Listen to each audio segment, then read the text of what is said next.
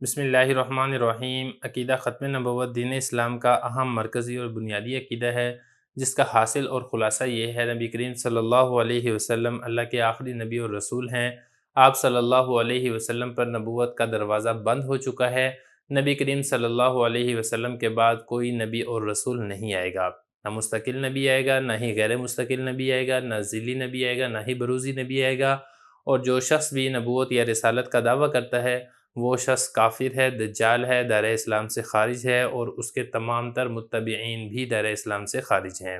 یہ عقیدہ ختم نبوت ہے۔ اس عقیدہ ختم نبوت کا اس بات قرآن مجید کی مشہور آیت وَلَٰكِن رسول اللہ و خاتم النبیین سے ہوتا ہے، جیسا کہ میں نے آپ کو اس کی تفسیر کے اندر اس کا جو لغوی معنی ہے اس سے بھی یہی والی بات ثابت کی ہے۔ پھر اسی طریقے سے نبی کریم صلی اللہ علیہ وسلم سے جو تفسیر منقول ہے اس سے بھی یہی عقیدہ ثابت ہوتا ہے۔ صحابہ کرام سے جو تفسیر منقول ہے اس سے بھی یہی والا عقیدہ ثابت ہوتا ہے۔ ایک طرف تو اس آیت کی وہ تفسیر ہے جو لغوی اعتبار سے، اسی طرح احادیث سے، اسی طرح اقوال صحابہ سے ثابت ہوتی ہے، جس کو پوری امت نے اختیار کیا ہے۔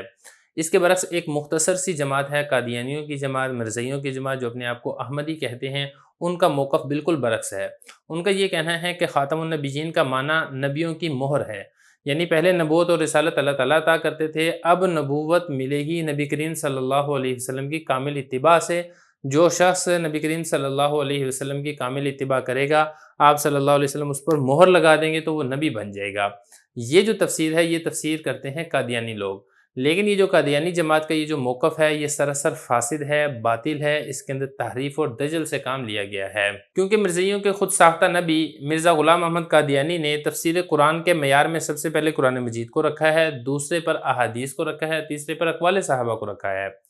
اگر تو یہ واقعی اس بات کا دعویٰ کرتے ہیں کہ ہم مرزا غلام احمد قادیانی کے متبعین ہیں، تو ان کو چاہیے کہ انہوں نے یہ جو تفسیر کی ہے اس تفسیر کو قرآن مجید سے پہلے ثابت کریں، دوسرے نمبر پر احادیث سے ثابت کریں، تیسرے نمبر پر اقوال صحابہ سے ثابت کریں۔ لیکن اس کے برعکس جماعت احمدی یا قادیانیہ، ان کے پاس نہ تو اس تفسیر کی دلیل کے اوپر کوئی قرآن مجید کی آیت ہے، نہ ہی کوئی حدیث ہے، اور نہ ہی کوئی اقوال صحابہ میں سے کوئی قول ان کے پاس موجود ہے۔ چنانچہ ہم مرزائیوں کو، قادیانیوں کو کھلا چیلنج دیتے ہیں کہ تم نے جو اس آیت کی تفسیر کی ہے کہ آپ صلی اللہ علیہ وسلم کی مہر لگنے سے کوئی بھی شخص نبی بن سکتا ہے،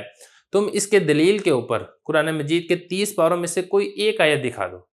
جس سے یہ والی بات ثابت ہوتی ہو کہ آپ صلی اللہ علیہ وسلم کی مہر لگے گی تو کوئی بھی شخص نبی بن سکتا ہے۔ یا اسی طریقے سے ہزاروں لاکھوں احادیث میں سے کوئی ایک حدیث، زیادہ نہیں، صرف ایک حدیث، اور میں یہ بھی نہیں کہتا کہ وہ حدیث بخاری میں سے ہو، مسلم میں سے ہو، صحاح ستہ میں سے کوئی حدیث ہو، بلکہ پورے ذخیرہ احادیث میں سے کوئی ایک ضعیف، اگرچہ وہ ضعیف ہی کیوں نہ ہو، وہی تم پیش کر دو جس سے یہ والی بات ثابت ہوتی ہو کہ آپ صلی اللہ علیہ وسلم مہر لگائیں گے تو کوئی بھی شخص نبی اور رسول بن سکتا ہے۔ اسی طرح اقوال صحابہ میں سے کوئی ایک قول، چاہے وہ ضعیف ہی کیوں نہ ہو، جس سے یہ والی بات ثابت ہوتی ہو کہ نبی کریم صلی اللہ علیہ وسلم مہر لگائیں گے تو کوئی بھی شخص نبی اور رسول بن سکتا ہے۔ اگر قادیانی ہمارا یہ چیلنج قبول کر لیں تو ہم سے اس کے اوپر نقد انعام وصول کر سکتے ہیں۔ ما كان محمد أبا أحد